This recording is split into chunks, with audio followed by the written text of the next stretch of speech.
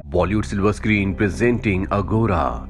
इस कहानी की शुरुआत होती है 391 एडी से, जहां पर हमें एक शहर दिखाया जाता है जिसका नाम अलेक्जेंड्रिया है और ये रोमन एम्पायर का एक हिस्सा है जहां रोमन्स राज करते हैं। इस शहर में दो अलग अलग धर्मों के लोग रहते हैं, एक तरफ क्रिश्चियंस हैं और दूसरी तरफ ज्यूइश। इसी शहर में हाइपीशिया नाम की एक लड़की रहती है जो अलेक्जेंड्रिया के म्यूजियम के डायरेक्टर की बेटी है जिनका नाम थियोन है। हाइपीशिया प्लेटोनिक स्कूल में टीचर है जहां पर फ्यूचर के लीडर्स को एजुकेट किया जाता है, लेकिन वो अपनी जिंदगी में सिर्फ एक ही बात को जानना चाहती है कि पृथ्वी सूरज के किस ओर घूमती है, यानी कि अर्थ की पृथ्वी की दूरी क्या है। हाइपीशिया स्कूल में जब पढ़ा रही होती है तो वो अपने स्टूडेंट्स को विज्ञान की, नक्षत्रों की और फिलॉसफी की बातें सिखा रही होती है। यहाँ पर सभी स्टूडेंट्स उसे बहुत पसंद करते हैं क्योंकि वो अपने काम में, अपनी टीचिंग में बहुत ज्यादा एक्सपर्ट होती है।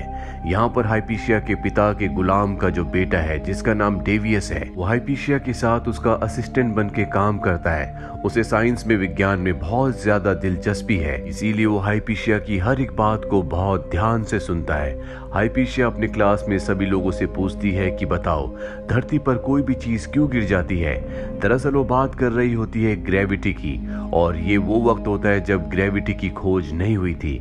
ग्रेविटी के बारे में किसी को कुछ नहीं पता था। डेवियस जो कि उसका असिस्टेंट है उसकी बात को बहुत ध्यान से सुनता है, साथ ही वो हाइपीशिया से प्यार भी करता है, लेकिन वो अपने प्यार का इजहार हाइपीशिया से नहीं कर सकता क्योंकि उसके पिता हाइपीशिया के पिता के गुलाम हैं। वहीं दूसरी तरफ हमें उस म्यूजियम को दिखाया जाता है जहां पर हाइपीशिया के पिता डायरेक्टर हैं। दरअसल ये ज्यूइश लोगों की बहुत ही पवित्र जगह है। यहाँ ज्यूइश लोगों को पेगन भी कहा जाता है और वो यहाँ पर अपने देवताओं के स्टैचूज को, विज्ञान की किताबों को और अपनी पवित्र किताबों को रखते हैं। अब क्योंकि यहाँ के जो डायरेक्टर हैं वो हाइपीशिया के पिता हैं, इसीलिए ज्यूइश लोग जो भी बड़ा फैसला लेते हैं वो हाइपीशिया के पिता थियोन की सहमति से ही लेते हैं। वहीं बाहर हमें एक क्रिश्चियन मॉन्क को दिखाया जाता है जो यहाँ पर पेगन यानी कि ज्यूइश लोगों के देवताओं को उल्टा सीधा कह रहा होता है। दरअसल क्रिश्चियन लोग हमेशा ज्यूइश लोगों के देवताओं का मजाक उड़ाते हैं और वो कहता है कि अगर मेरा देवता, मेरा भगवान सच्चा है तो मैं आग पर चलूंगा और मुझे कुछ भी नहीं होगा। और इसके बाद वो मॉन्क आग के ऊपर चलता है लेकिन उसे कुछ भी नहीं होता। दरअसल उसने इस तरह का आउटफिट पहना होता है जिस वजह से आग उसे जलाती नहीं है। सारे क्रिश्चियंस लोग उसकी वाहवाही करना शुरू कर देते हैं, जिसके बाद यहाँ पर ज्यूइश लोगों के प्रीस्ट को भी उस आग में धकेला जाता है, लेकिन वो जलना शुरू हो जाते हैं, पर उनके लोग उन्हें आकर बचा लेते हैं। हाइपीशिया के पिता थियोन भी क्रिश्चियन लोगों से नफरत करते हैं और एक दिन उन्हें अपने घर पर एक क्रॉस मिलता है जो कि एक गुलाम लड़की का होता है। इससे उन्हें बहुत गुस्सा आता है। इससे पहले कि वो उसे सजा देते, उनके गुलाम का बेटा डेविस जो कि हाइपीशिया का असिस्टेंट है, वो इल्जाम अपने ऊपर ले लेता है और कहता है कि ये क्रॉस मैंने रखा था। हाइपीशिया के पिता इससे बहुत गुस्सा हो जाते हैं और उसे कई कोड़े मारते हैं। हालांकि हाइपीशिया अपने पिता को रोकने की, समझाने की कोशिश करती है, लेकिन वो उसकी बात नहीं सुनते।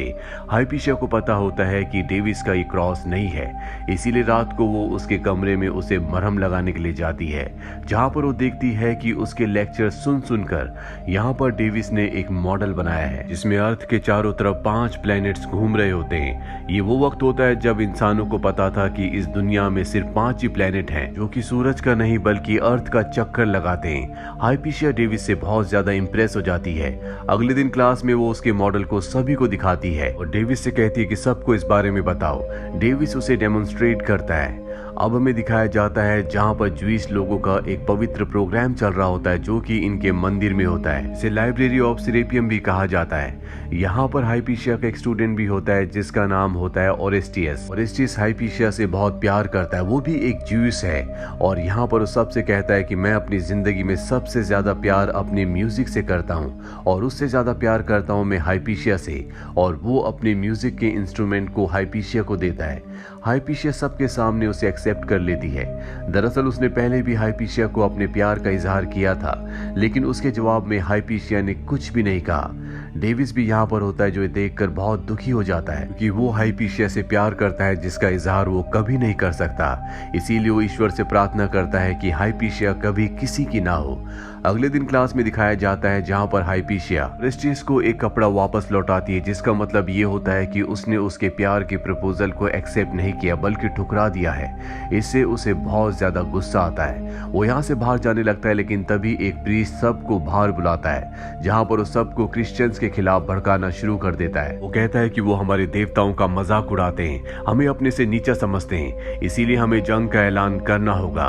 और ये सब कुछ हाइपीशिया के पिता की मर्जी से हो रहा होता है। हाइपीशिया अपने पिता को समझाने की कोशिश भी करती है, लेकिन उसके पिता नहीं मानते और इस सब में हाइपीशिया के पिता के साथ ओरेस्टियस भी शामिल होता है। इसके बाद अलेक्जेंड्रिया में पेगन यानी कि ज्यूज के बीच में और क्रिश्चियंस के बीच में लड़ाई झगड़ा होना शुरू हो जाता है, जिसमें कई लोग मारे जाते हैं। लेकिन यहाँ पर क्रिश्चियंस की बहुत ज्यादा तादाद है, इसीलिए ज्यूस लोग हारने लगते हैं और हाइपीशिया के पिता अपने लोगों के साथ अपने पवित्र स्थान पर, जिसे लाइब्रेरी ऑफ सेरेपियम कहा जाता है, उन सब की जान बचाने के लिए वहां पर आसरा लेते हैं, जहां डेविस भी होता है। क्योंकि डेविस एक गुलाम है, इसीलिए उसे उनके साथ रहना होगा। हालांकि वो ज्यूइश नहीं बल्कि क्रिश्चियन है।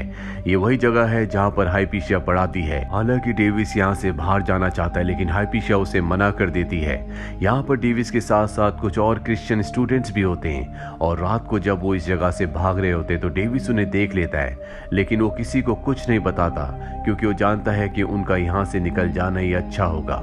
कई महीने बीत जाते हैं, जिसके बाद इनका धीरे धीरे खाना खत्म होना शुरू हो जाता है, जिससे यहाँ पर सबको परेशानी टेंशन होना शुरू हो जाती है, क्योंकि यहाँ से ना तो कोई बाहर जा सकता है और ना ही बाहर से किसी को अंदर आने की इजाजत है। और एक रात को डेविस चुपचाप यहाँ से निकल जाता है। दरअसल अब ये पूरा का पूरा शहर एक तरह से दो अलग अलग हिस्सों में बढ़ चुका है, यानी कि दो अलग ग्रुप्स में, क्रिश्चियंस और ज्यूइश के।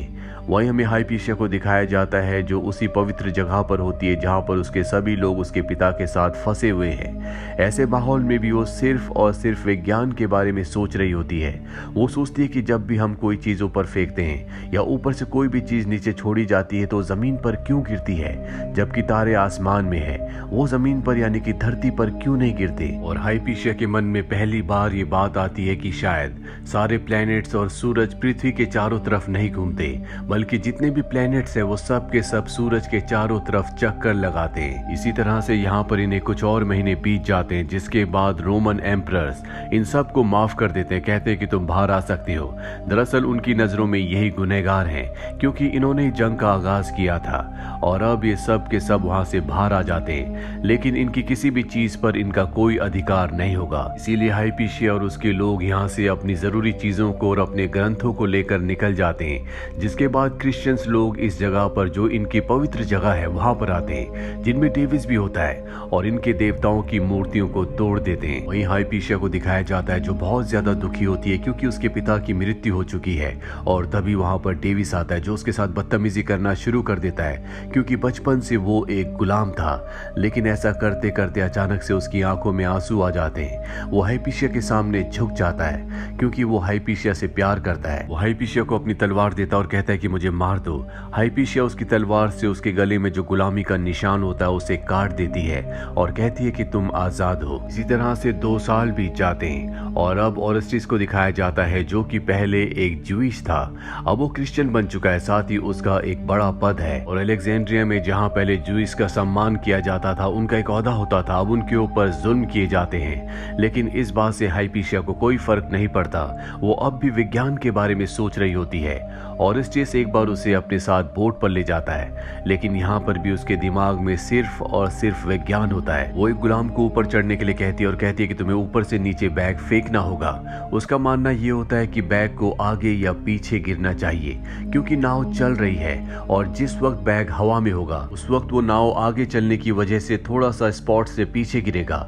लेकिन ऐसा नहीं होता, वो उसी स्पॉट पर गिरता है, जिससे हाइपीशिया पूरी तरह से कंफ्यूज हो जाती है। और जल्दी उसके दिमाग में एक विचार आता है कि शायद धरती भी अपनी धुरी पर घूम रही है, लेकिन उसकी स्पीड इस तरह से है कि जिससे धरती पर रहने वाली किसी भी चीज को कोई भी फर्क नहीं पड़ता। ये वो दौर था जब धार्मिक लोगों का मानना था कि पृथ्वी गोल नहीं बल्कि चपटी है और अगर कोई इंसान पृथ्वी के अंत तक पहुंच जाए तो वो वहां से गिर सकता है। हाइपीशिया अब भी उसी स्कूल में पढ़ाती है जहां पर वो पहले पढ़ाया करती थी। उसके दिमाग में कई सारे सवाल हैं। उसके दिमाग में एक और सवाल आता है कि पृथ्वी पर ठंड ठंड, गर्म और अलग अलग मौसम क्यों आते हैं, इसका क्या कारण है। वहाँ पर उसका एक सेवक भी होता है जो उसे बताता है कि शायद सूरज बड़ा या छोटा होता होगा, इसी वजह से मौसम बदलता है। जब सूरज बड़ा होता है तो धरती पर गर्मी होती है और जब वो छोटा होता है तो ठंड। लेकिन हाइपीशिया उसकी बात से सहमत नहीं होती। वहीं ज्यूइश लोग जो क्रिश्चियन लोगों के जुल्म और सितम से परेशान है, वो उनके ऊपर हमला कर देते हैं, जिसके बाद क्रिश्चियंस लोग एक बार फिर से उन्हें बहुत बुरी तरह से मारना शुरू कर देते हैं। हाइपीशिया ओरेस्टियस के पास जाती है और कहती है कि क्रिश्चियंस लोगों को ऐसा करने से मना करो, मैं अपने लोगों को समझाऊंगी। लेकिन ओरेस्टियस, जो कि खुद भी पहले ज्यूइश था, जो अब क्रिश्चियन बन चुका है, वो उसकी मदद करने से मना कर देता है। डेविस भी उन लोगों में शामिल होता है जो ज्यूइश लोगों को मार रहे होते हैं, पर अब उसे एहसास हो चुका है कि वो गलत कर रहा है। मासूम लोगों का, मासूम बच्चों और औरतों का इसमें कोई भी गुनाह नहीं है। सब कुछ जब ठीक हो जाता है तो ज्यूस लोग क्रिश्चियन लोगों के लीडर्स के पास जाते हैं और कहते हैं कि हम अपने पवित्र स्थान यानी कि लाइब्रेरी ऑफ सिरेपियम में वापस जाना चाहते हैं। वो कहते हैं कि तुम जा सकते हो, लेकिन तुम सबको क्रिश्चियनिटी को अपनाना होगा। हाइपीशिया भी यहाँ पर होती है, जिसे ये बात बिल्कुल अच्छी नहीं लगती और वो उसका विरोध करती है, उसे उल्टा सीधा बोलना शुरू कर देती है, जिससे लीडर बहुत गुस्सा हो जाते हैं। वो भी उसे उल्टा सीधा कहते हैं। साथ ही वो यहाँ पर नए रूल्स बनाते हैं कि सभा में किस तरह से औरतों को रहना चाहिए। साथ ही वो हाइपीशिया को कहते हैं कि वो एक वैज्ञानिक नहीं है, बल्कि वो एक विच है। ये धरती पूरी तरह से चपटी है, लेकिन वो अपनी अलग अलग तरह की साइंस लोगों को बताती है, जो कि पूरी तरह से गलत है। इस तरह के इंसान को जीने का कोई भी हक नहीं है। यहाँ पर ओरेस्टियस भी होता है। ये सब कुछ देखकर सुनकर उसकी आंखों में आंसू आ जाते हैं। अगले दिन की सभा में सबको बाइबल के सामने झुकने के लिए कहा जाता है, लेकिन ओरेस्टियस ऐसा करने से मना कर देता। वो बाइबल के सामने नहीं झुकता और वहां से चला जाता है। सब उसे एक ढोंगी क्रिश्चियन कहते हैं। यहाँ पर वो मॉन्क जो शुरू में आग के ऊपर चला था, वो उसके सिर पर पत्थर से प्रहार करता, उसे बुरी तरह से जख्मी कर देता है। ज्यूस लोग ये देखकर पूरी तरह से भड़क जाते हैं और उस मॉन्क को मार देते हैं, जिसके बाद ज्यूस लोगों के बीच में और क्रिश्चियंस के बीच में घमासान युद्ध शुरू हो जाता है। और अब जो क्रिश्चियंस के लीडर्स हैं वो हाइपीशिया को और ओरेस्टियस को मारना चाहते हैं। ओरेस्टियस का एक दोस्त जो उसी के साथ स्कूल में पढ़ा करता था, जो बचपन से क्रिश्चियन है, वो उसे समझाता और बताता है कि धर्म में और प्यार में हमेशा धर्म की जीत होती है, तुम्हें झुकना होगा, नहीं तो वो लोग तुम्हें मार देंगे। ओरेस्टियस की आंखों में आंसू आ जाते हैं और वो उनकी बाइबल के यानी कि क्रिश्चियनिटी के सामने झुक जाता है। हिपेशिया ने ऐसा नहीं किया होता, इसीलिए अब वो हिपेशिया को मारना चाहते हैं। वही हिपेशिया जो अभी जान चुकी है कि धरती सूरज के यानी कि सन के चक्कर लगाती है, बाकी सन और दूसरे प्लैनेट्स धरती के चक्कर लगाते हैं, पर अब वो ये जानने की कोशिश कर रही होती है कि धरती सन के चक्कर किस तरह से लगाती है। क्या वो सर्कुलर मोशन में लगाती है या उसका चक्कर लगाने का जो मोशन है वो कोई और है। हिपेशिया को लगता है कि वो इलिप्स शेप में सन का चक्कर लगाती है, तभी धरती पर अलग अलग मौसम आते हैं, लेकिन वो इस थ्योरी पर अभी कंफर्म नहीं होती। तभी वहां पर ओरेस्टियस आता और उसे बताता है कि तुम्हें मारने की तैयारी की जा रही है, तुम्हें क्रिश्चियनिटी को अपनाना होगा, पर वो साफ साफ मना कर देती है। हालांकि डेविस भी उसे बचाना चाहता है, लेकिन अब उसे पकड़ लिया जाता है और उसे मारते पीटते जलील करते हुए लाइब्रेरी तक लाया जाता है। ये सब लोग उसे मारना चाहते हैं, लेकिन इनके पास तलवार नहीं है, इसीलिए बाहर पत्थर लेने के लिए जाते हैं। डेविस को देखकर बहुत दुख होता है और वो उसे इस तरह की मौत मरते हुए नहीं देखना चाहता, इसीलिए वो खुद उसे आसान मौत देकर मार देता है। और जब वो अपनी जिंदगी की आखिरी सांसें ले रही होती है, तभी वो ऊपर छत की तरफ देखती है, जहां पर इलिप्स शेप का एक गोलाकार होता है, जिससे उसे अपनी थ्योरी पर पूरी तरह से कॉन्फिडेंस हो जाता है कि पृथ्वी इलिप्स शेप में ही सूर्य के चारों तरफ घूमती है, जिस वजह से अलग अलग मौसम पृथ्वी पर आते हैं। और अब अपनी जिंदगी के आखिरी वक्त में उसने अपने सवालों के जवाब को पा लिया और इसके बाद उसकी मृत्यु हो जाती है।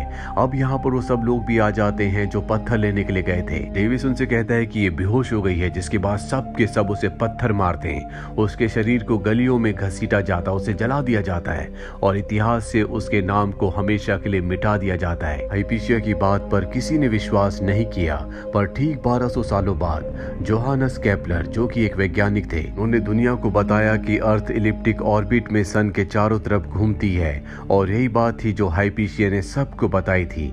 हाइपीशिया को हमेशा के लिए भुला दिया गया। इसी तरह की एक घटना हमारे देश में भी हुई थी, जहां पर दुनिया जानती है कि राइट ब्रदर्स ने पहला फ्लाइंग ऑब्जेक्ट यानी कि प्लेन बनाया था, जबकि सच तो यह है कि 1895 में शिवकर बापूजी तलपड़े, जो कि एक स्कॉलर थे, उन्होंने सबसे पहले फ्लाइंग ऑब्जेक्ट को बनाया था, लेकिन इतिहास में उनके नाम को दबा दिया गया।